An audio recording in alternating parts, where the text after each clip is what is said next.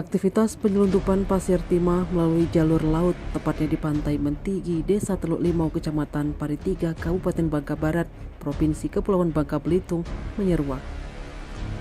Dari isu tersebut, puluhan pasir timah yang dimasukkan dalam karung diduga melibatkan sejumlah warga.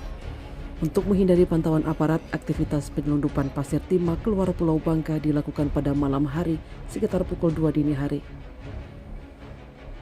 Jika aktivitas ilegal itu memang benar, apa yang dilakukan oknum-oknum tak bertanggung jawab tersebut sangatlah berani.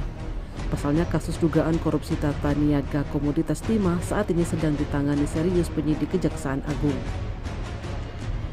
Supri, salah seorang warga Teluk Limau, mengaku sudah mendengar isu penyelundupan timah yang terjadi di desanya.